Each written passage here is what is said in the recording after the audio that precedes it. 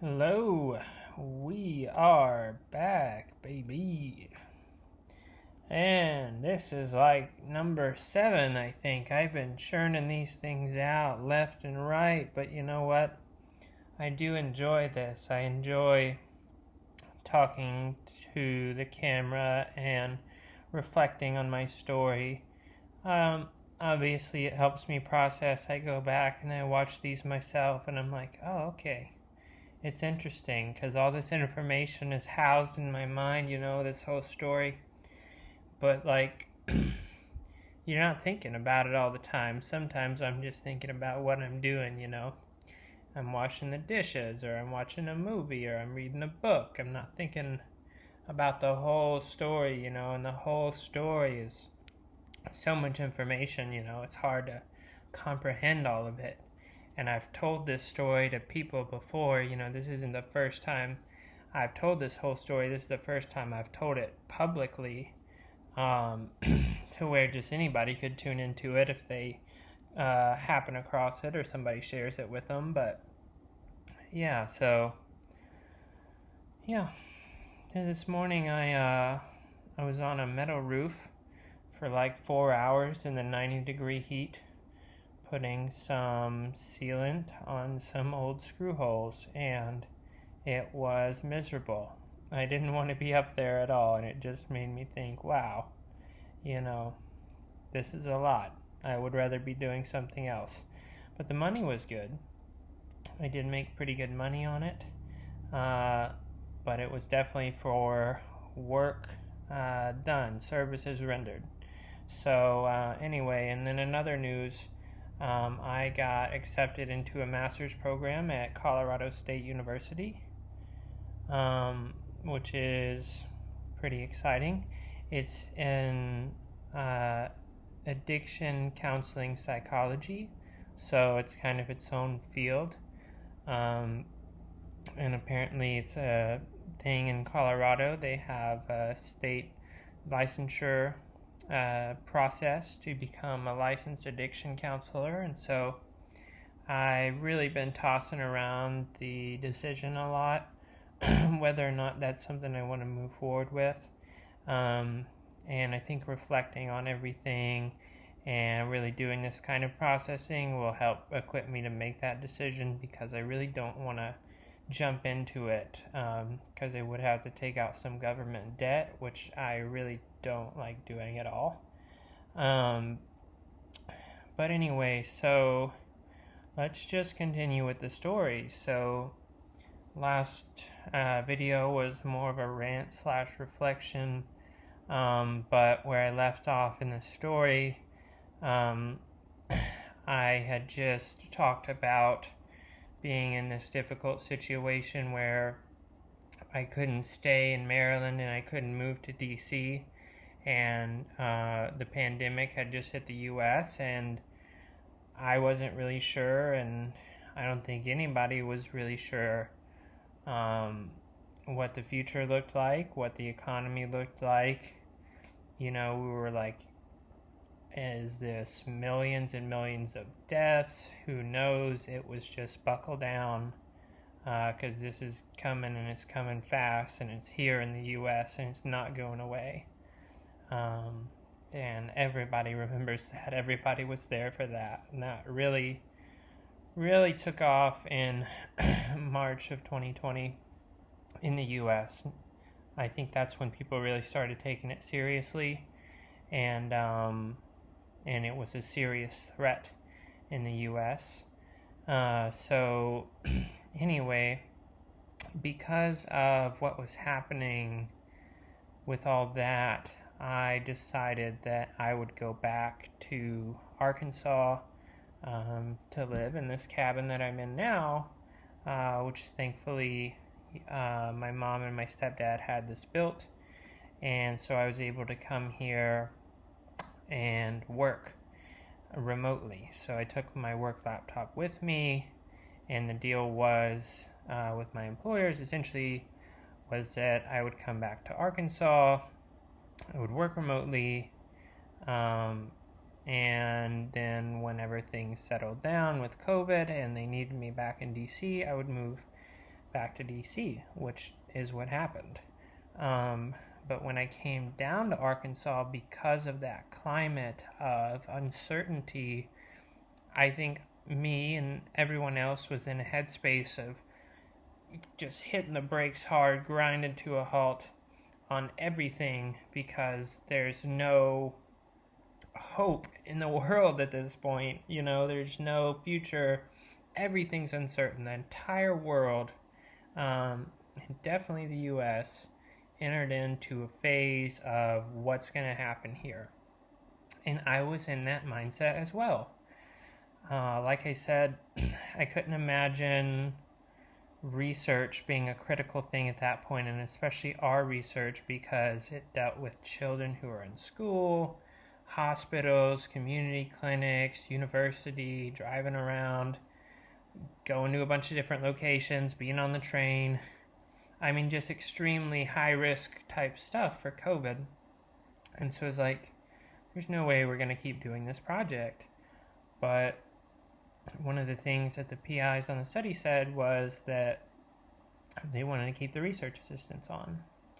So I had that to go off of, but I was still unsure, like, whether or not we were going to continue to have our funding. So anyway, when I came back to Arkansas and I started working remotely, I was taking the time to step outside and get a breath of fresh air. I wasn't slacking off, but if you look back a couple videos ago to, I think, number 6, I've got a short tour of the farm, and you'll see there that it is beautiful, and what better resource to have at a time like that than a beautiful farm like this, to step outside into nature and fresh air and get off the laptop and the computer and say, just get a breath of fresh air, look around. I would do a few pull-ups, try to stay in shape, do 3 pull-ups, come back inside. And then sometimes my mom would have lunch ready. So if you look in the video, my mom's house is basically just down the driveway from me.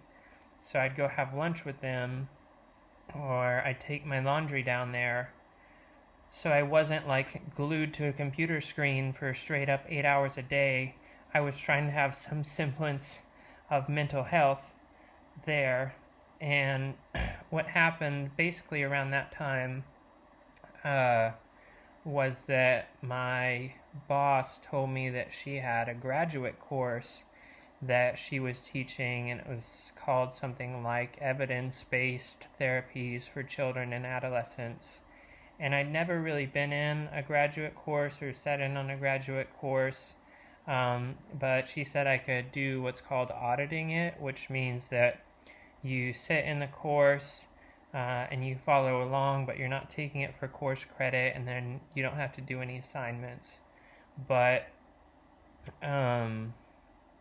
she said that I could do that course, and it was 3 hours a day, or like 1 3-hour course, just straight up on like WebEx.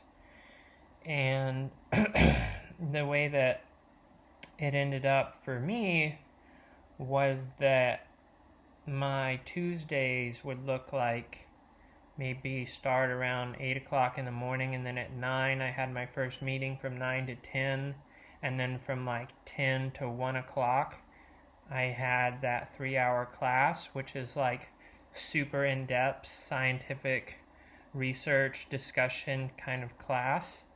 And then I'd have 1 hour that obviously I'd eat lunch, and it was expected that I would do some work on that hour. And then I'd have another 2 back-to-back hours of of meetings, online meetings. And then I'd have 1 more hour of work. So that's 6 hours of meetings, basically back-to-back, with 1 hour of gap that I wasn't really allowed to use as a break. And for a total of 9 hours of work that day, and that was my Tuesday. And on top of this, my internet here at the cabin is terrible.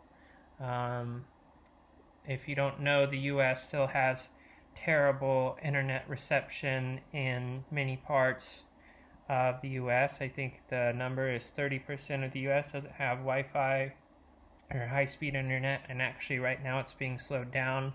We're essentially getting screwed by a company called Viasat. If Viasat, I hate you. they're they're terrible. They overcharge and underdeliver, and so essentially, once you use enough data, they start throttling it back, and then if other people are using the data, it gets throttled back even more. So you can imagine what kind of a monkey wrench this throws into somebody who's working full-time online, doing online meetings all the time. But anyway, that just made things more difficult. And at some point, maybe 2 to 3 weeks within me starting to work remotely from home, I got an email from my supervisor directed to me and my coworker that essentially said, you are going to have to log your hours like the undergraduates do. So yeah, literally said that, like the undergraduates do. And when you're an undergraduate research assistant, you are bottom of the barrel, bottom of the barrel. It doesn't get any lower than that. A full-time research assistant like I was doing is basically one step up. But an undergraduate research assistant is kind of like maximum be doing 9 hours a week of time. And it's reasonable to expect an undergraduate research assistant to log those hours and to show, okay, well, I'm coming in on Tuesday from 2 to 5 and I can get some work done then. Excuse me. And I can get some work done then. I'll work on this project from 2 to 5. But even then, it's not super deep focus work. That's their lab hours. That's when they show up, and then they report on that, and then so people can show, okay, well, these people came in and they worked on stuff from 2 to 5. And that's especially important because usually undergraduates do that kind of thing for course credit. So you have to keep up with that, and usually grades are determined. I know this because I was part of the one who determined the grades for the undergraduates when I was a lab manager. Part of the determination of the grade is how much they actually participated in the lab. So it's reasonable for an undergraduate to do it, but then my coworker and I were told that we had to log our hours like the undergraduates do for a full 40-hour work week.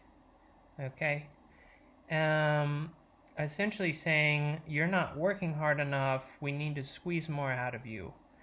And like I said, I was in this mental state of like complete uncertainty about my job. Here I was up in Maryland for 6 months, and then out of nowhere, this pandemic is raging the country, killing people left and right. Nobody knows what's going on. People are losing their jobs. And then I get sent back to Arkansas to work from home, still trying to do a good job, but not certain of the future of this project. And then I get turned around and told, okay, well, you're not doing enough, do more. And I just talked about being in that graduate course. Well, the reason that day was a 9-hour day was because now the 3 hours that I was putting in for the graduate course was not going to count towards my 40 hours. So I guess made the mistake of mentioning in one of our meetings that I was in that course, and then it was like unfair to my coworker because she wasn't getting offered the same opportunity, and then they weren't going to pay me for this opportunity, which is reasonable enough, but then it's like, okay, so you need to make up your hours. So I had 3 days, my Tuesday, Wednesday, and Thursday were all 9-hour days because I had to add an extra hour to each of them to make up for the time that I'm already sitting in on the graduate course. And that Tuesday, like I said, was 6 hours of Zoom meetings, which if you've ever done that, it sucks. It sucks hard.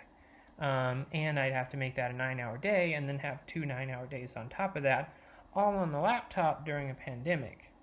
And so that wasn't easy. I'm not exactly a glued to the laptop kind of guy. I like to move around. I like to be doing stuff.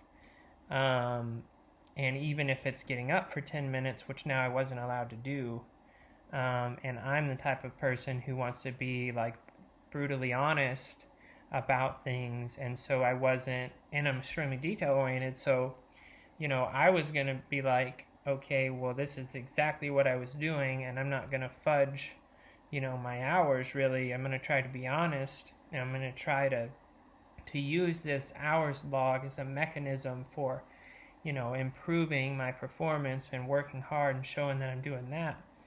And the other thing that I'll throw in there about this is that it was a salaried position.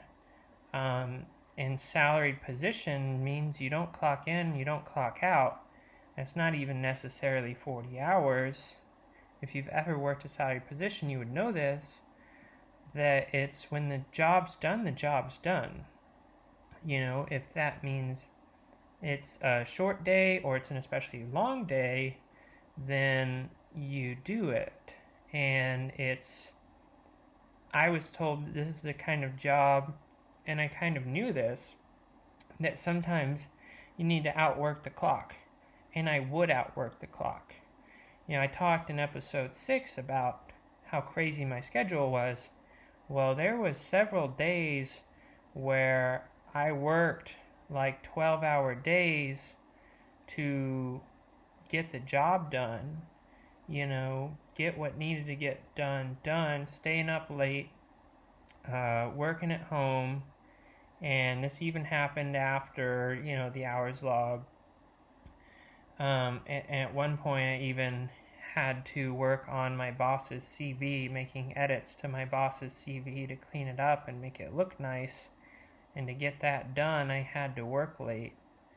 So I was going above and beyond the call of duty on several such occasions, but then told that, well, now it's time to log all of your hours and be accountable for every hour that you work.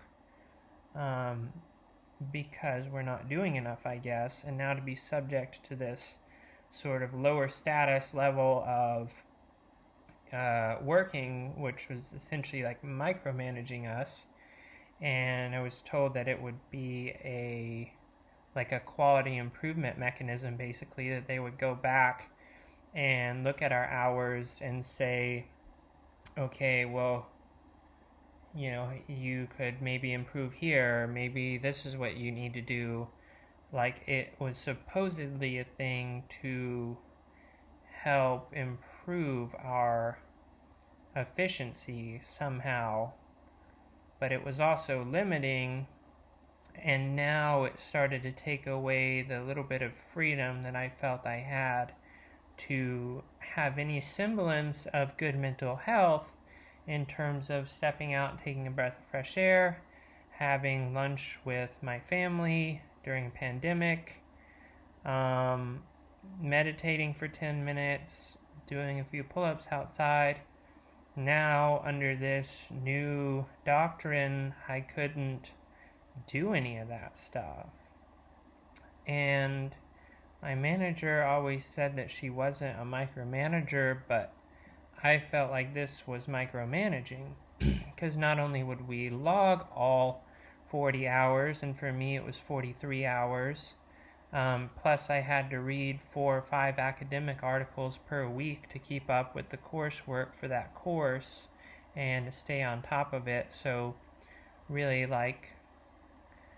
these were 20-page academic papers, so I don't know, maybe 4 or 5 extra hours at least, so 48, 50 hour, work weeks, for this opportunity to learn, and to have to sit on a computer and do all that. It was nuts. And I would maybe understand if it was like a temporary thing because I had some significantly reduced productivity, but if you've been listening to these videos up until this point, you would probably recognize that productivity isn't exactly a problem for me, and it never was there. And it may have been, and this is speculative, that with my coworker there wasn't as much productivity, so they had to instantiate this solution to fix the lack of productivity, and so this was how they proposed to fix it, but they couldn't only apply it to the coworker, they had to apply it to both of us. I don't know, because that wasn't me, that it wasn't my own undoing that put me in the situation. But you'd think that maybe, this kind of thing would be worked out or done for a short period of time, and then after I submit my hours, they would look over them and they'd say, okay, well, that's good that you did this, but why did this take this long, and maybe you should prioritize this here. That wasn't what ever happened. I never really received a word at all about where my hours were going or improving my efficiency in that way. I mean, there was steps taken to try and improve my efficiency with my supervisor, and we would try to work together to help me reach a higher stage of independence in how I worked, and to take an extra level of initiative on my own and self-responsibility in how I complete tasks, but it wasn't as a function of the hours log at all. And so this continued all the way until my last week of work, the hours log did. So 5 months every week of submitting an hour log, when I felt from the beginning this was demeaning. I mean, it's demeaning to be told that you have to step down to a level below you in terms of where you're at in your career because you're essentially underperforming, and so now you have to do what people below you do to show that you, or because I guess you're not capable of being trusted on your own to get the work done in the time that you're provided with. And not to mention that, I mean, we were in such a stage of like hurry up and wait because we had just gotten that IRB approval that I talked in depth about. But then now, obviously, we couldn't do our project because of the pandemic. And so we had to figure out how to reorganize everything. So our study timeline was essentially like, I think 32 or I think it was 36 weeks total, and the first visit was like a baseline visit. Like after they get phone screened in, they have this big huge baseline visit, and the way that we had foresaw this kind of thing occurring was essentially that a parent would come in, and maybe if they didn't have child care, they would bring in their child, and this is to the main hospital, Children's National Hospital in DC. So we kind of foresaw that, the parent would agree to come in for like 3 or 4 hours, and if they didn't have child care, that we would help with child care. Essentially, I or my coworker would do it, and during this 4-hour baseline visit, they would be doing everything we needed to do, so going over like a 20-page consent form, getting them to sign consent, and maybe having a child fill out an assent form, and then at that point we would run them through like a questionnaire battery, essentially. There was an online questionnaire battery. They had to get a set of semi-structured diagnostic interviews, which is essentially where a clinician takes a packet of paper and asks, semi-structured questions, trying to figure out, if they have a diagnosis of anything. There was a physical examination, urine toxicology screening. They were supposed to do an ECG that ended up getting thrown out later. Probably other things that I'm forgetting right now. But, point being is that it was this big, long visit where they had to get all this stuff done that took a long time. And they had to come in probably with a child to Children's Main Hospital, which we later found out is very hard for parents to get to that location because a lot of them are over the bridge that runs over the Potomac in the southeast area of DC, which is very highly segregated from the main part of DC. And so normally, these parents and families are operating within their own kind of neighborhood area. And so, they need to be able to go to their own clinics. But for us to do everything we need them to do, we need them to get to the main hospital, which is like probably a 45-minute to an hour train ride. And it costs a fair amount of money. I used to pay those train fares, and it's probably $10 round trip to do that. But anyway, the prospect of bringing parents into a hospital at the beginning of COVID was highly unrealistic. So if you'll recall from when COVID hit, there was a massive problem with shortage of intensive care units and an extreme caution about bringing in people into hospitals if it wasn't extremely crucial or related to COVID, because any visit that happened was putting the medical providers and everybody else at risk of contracting COVID, and then putting the hospital systems at risk of not having enough intensive care units to care for patients. And so you can imagine how averse a hospital would be to bringing parents in with children and research staff during the pandemic, And so our task at that point was to break down this intense baseline visit.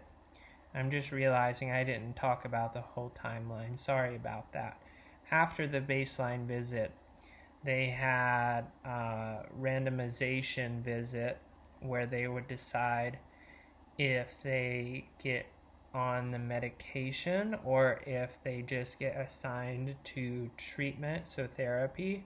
And if they are on the medication, then they had to go through what's called a titration protocol, which means that they get administered a small dosage of Adderall, and then they work with a psychiatrist to determine what their ideal dosage is for them, how they're doing, if they have any side effects.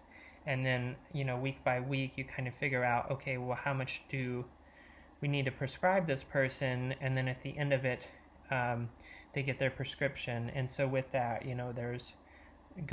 there was going to be some additional hospital visits with all of that, and then they have to meet their therapy provider. They have to get the feedback on, their diagnoses, if they had any, which if they're in the study, they had at least ADHD. And then at the 8-week point, that would be the midpoint, they would essentially get another battery of questionnaires to see how they are doing. At 16 weeks, it would be the final visit, which means more questionnaires, and then I think the parents would get a prescription from their primary care provider or something to continue taking the Adderall. I may be misremembering that. If I am, I'm sorry. It's been a year since I've been on this, and then at 36 weeks they would have a follow-up to see how they're doing after all that time, and then with all that data you could then aggregate it, clean it, and analyze it and figure out what you want to know. But essentially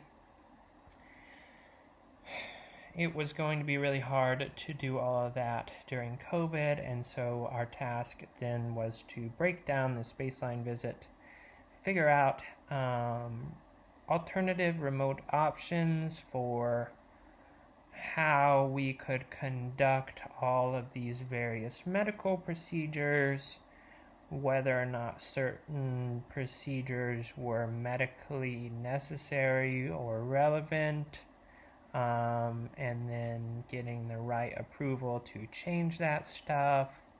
And then so, as you can imagine, maybe when I talked about all the difficulty of working with these institutional review boards, well, they need to know all this stuff. So it's an extremely complicated process that requires waiting to hear back from a lot of people, getting a lot of people's different opinions, formalizing all that. I mean, I was making like these super crazy flowcharts to try to say, okay, at this point they go here, they go here, and then they go here, and then maybe they go here, and then it was like there's just like so much stuff. And putting all this into practice, like how do we get a urine sample, and how do we get a medical examination? We're doing remote blood pressure cuffs. Like, it was a lot of stuff to try and figure out, and then to rework and to get the right approvals on. But it also put us in this kind of place of like, we were supposed to be starting way, way a long time ago, and then now we're delayed and we're delayed and we're delayed with good reason because of COVID. We don't know the future of all this. We're trying to plan for a situation where we don't know what the world's going to look like. We don't know what regulations are going to look like. We don't know when the vaccines are going to get here. So everything was increasingly complicated and an already very complicated project. And we were supposed to get a postdoc on board who was going to be my supervisor, my coworker's supervisor, and she was going to be helping with a lot of this stuff.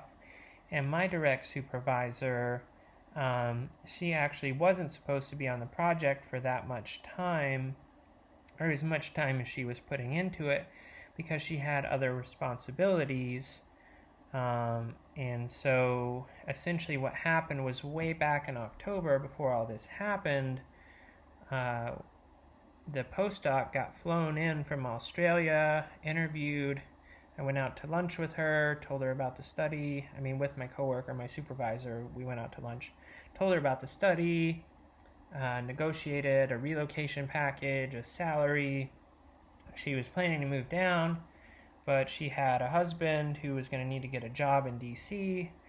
And so because of COVID and everything, all that, just wasn't going to work out.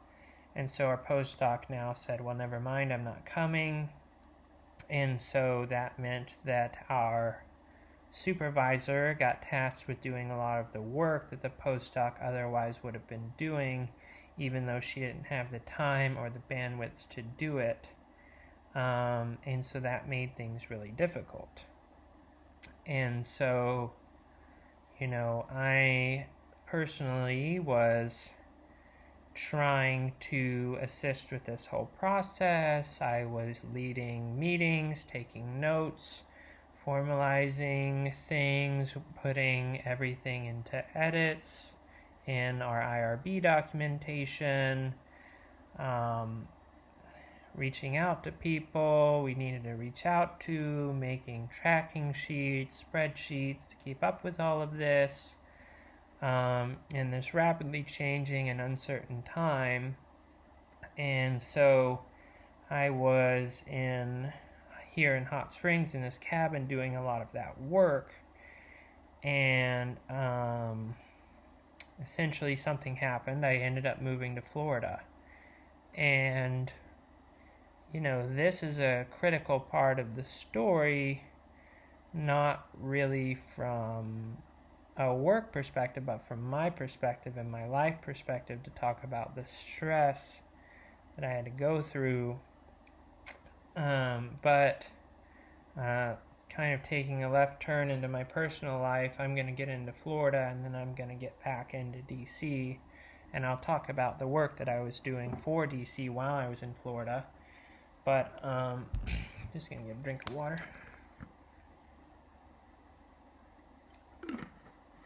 So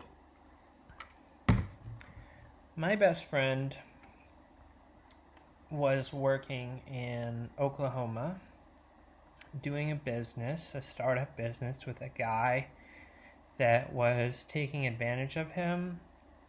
And so my friend was essentially, and forgive me, Broseph, but an indentured servant for this guy, and I think he'll agree, working like 100-hour weeks, not really necessarily getting paid, getting some commission on sales, but definitely getting taken advantage of and emotionally abused for like 2 years. Told that he had a stake in this company, but it was never put into a contract or paperwork, and everything kind of boiled up to a head to where my friend left this job after an argument, and my friend had picked up a dog. I'm not sure the dog is relevant to the story, but he had a Belgian Malinois that had walked up to him that was malnourished and not taken care of, which those are like military attack dogs. So this dog was high energy. Her name was Bella, and she was really sweet, but she would wake up right out of her sleep and start chewing and playing if you started petting her. She was insane. But anyway, so Aiden came back to Hot Springs, and he was staying with me in this cabin, which is like open floor plan, one bed.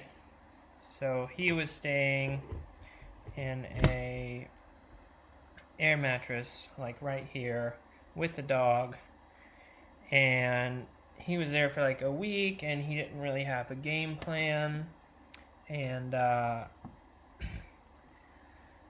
meanwhile, he was trying to figure out his stuff, and I'm working remotely over here.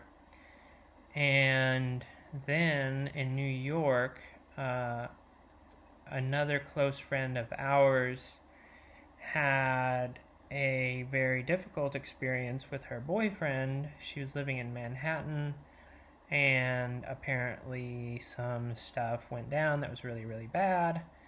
And I had been friends with this girl for like 10 years, and she was also friends with my best friend that was staying with me.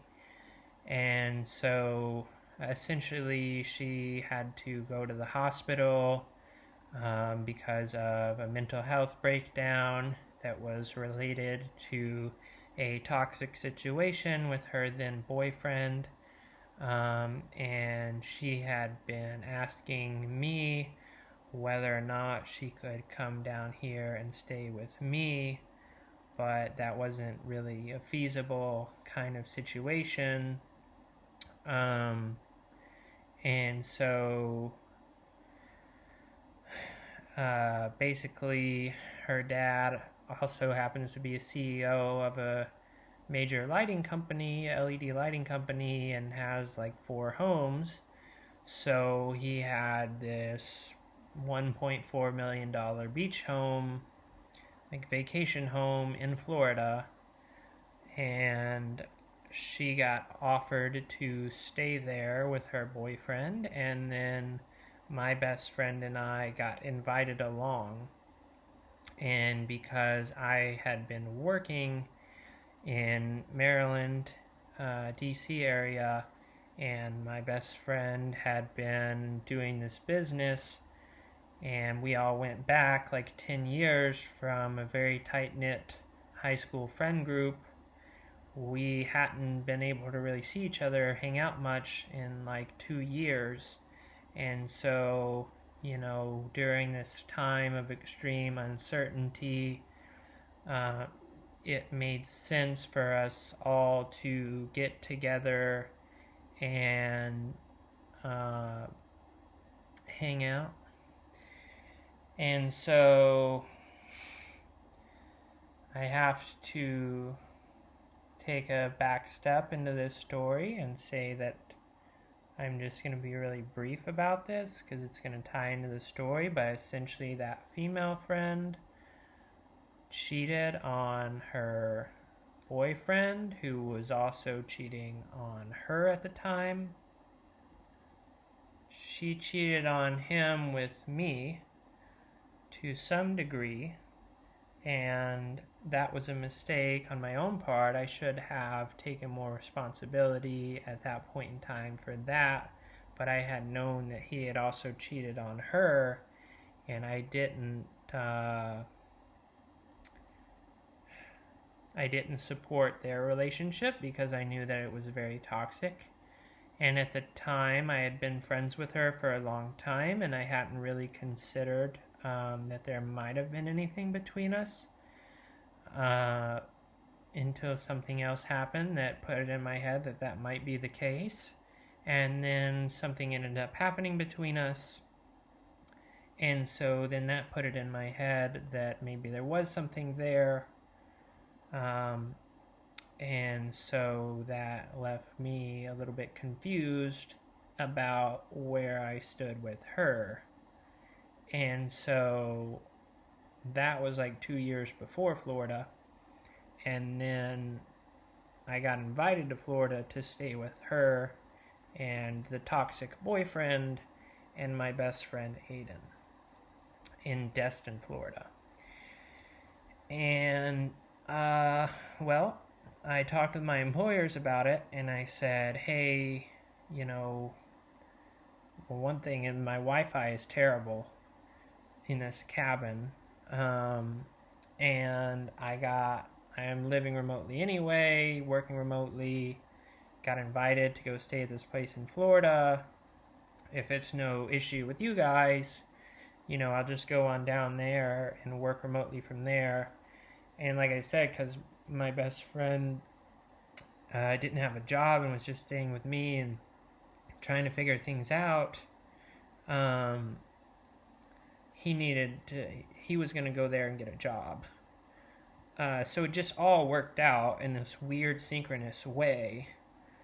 And so next thing we know, I'm packing my bags, and me and my best friend are driving to Florida.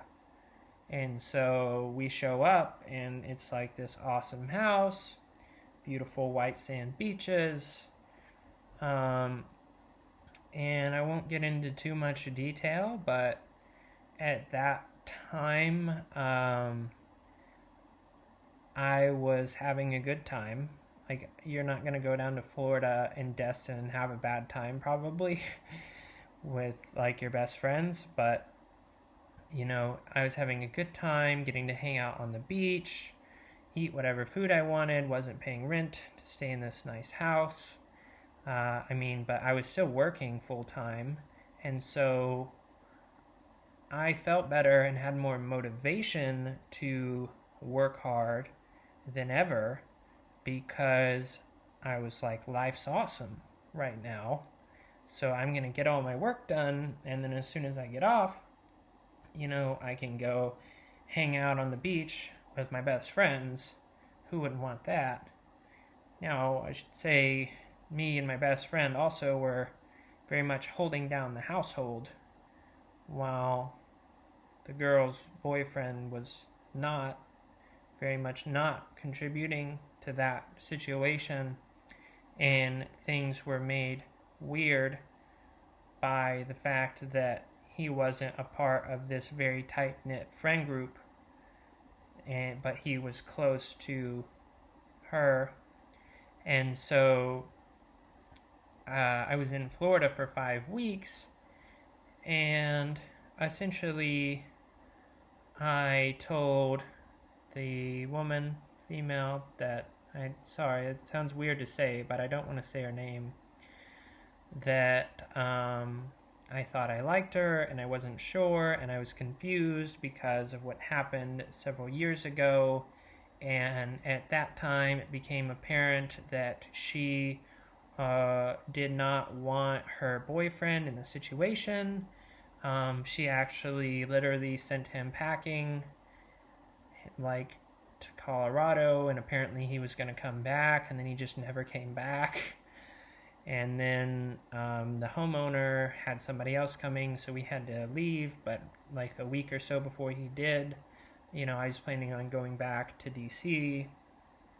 Well, then I told her that I thought I had feelings for her and we should talk about it, and she kind of freaked out and made it out like what happened never happened. But she didn't want to kick me out of the house, and she didn't want it to be weird, and I agreed.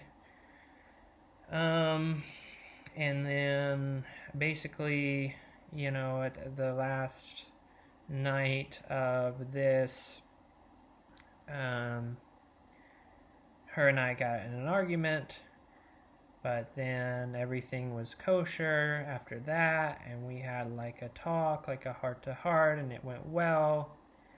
And we left on good terms. And then the next morning, my best friend and I had to leave, so we left at like 7 a.m. and we were planning we did go back to Hot Springs, and she wanted to go with us, but my friend's car is what we took down there, and it was a total piece of junk, and it was messing up, and that was like emergency situation. It broke down in like the worst part of Alabama and we had to fix it on the road. We're like trying to go over this bridge and it wouldn't accelerate. It was going like 20, and we just had truckers like flying by like so, but anyway, point being, she wasn't going to ride with us, and so she had like 3 days, I guess, to be alone before her boyfriend then returned with a rental car to drive her back to Hot Springs, and then they were going to go, I guess, back to Manhattan. I don't know, but I'm not exactly sure what happened there, but apparently they got in a big shouting match. And some things were said. I was implicated as doing things that I did not do. And so I didn't know that all this was going on. And I was back in Hot Springs.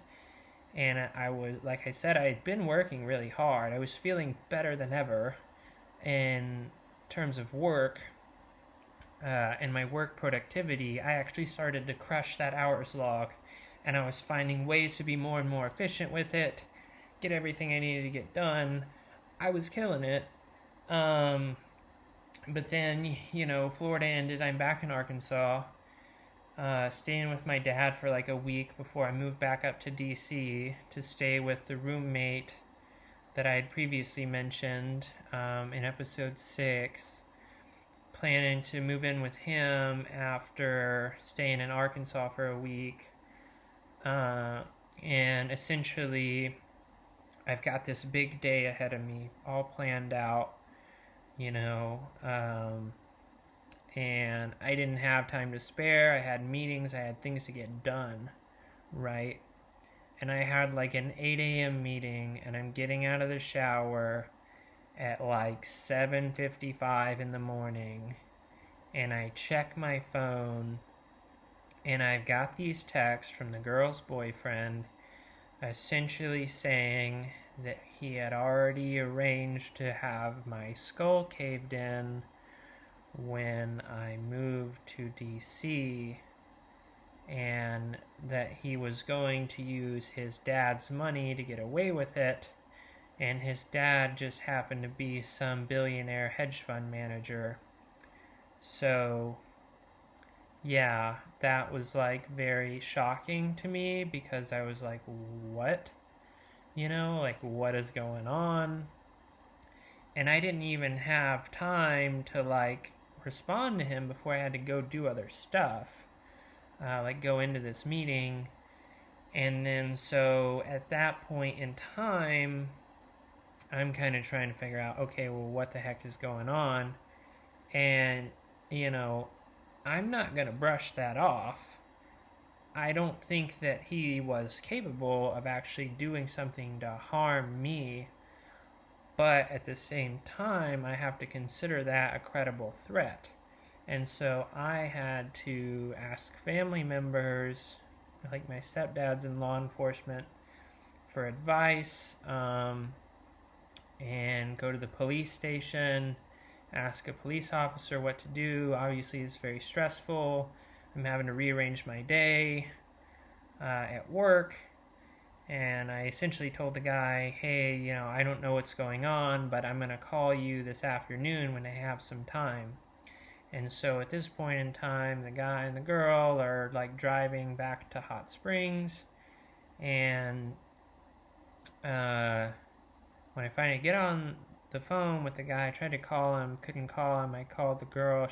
He picked up, very upset. Essentially accused me of trying to sleep with his girlfriend, and basically just continued with the threats. And so at that point I was like, this is crazy, this is too much drama, and I blocked the both of them. But at the same time, he had me on social media, and I had posted basically like a map of a mountain biking route that I had just mountain biked, and I realized that he could determine my location from the map. And he was then in Hot Springs and apparently talking bad about me to my other best friends. And so I thought, well, that's not very safe, And so I didn't feel very safe. And that was extremely stressful, right? And then I've got like a week to be in Hot Springs and to do my work, and then move back to DC. And I did end up moving back to DC, which was also extremely stressful. So at the same time, all this is going on, I'm under a lot of stress. The job situation is very stressful. We're way behind our timeline, not sure of our future. We need the NIH to keep funding us. Well, it made for a stressful situation. So I'm going to end it here again because it's long, but thanks for listening once again, and I'll see you next time.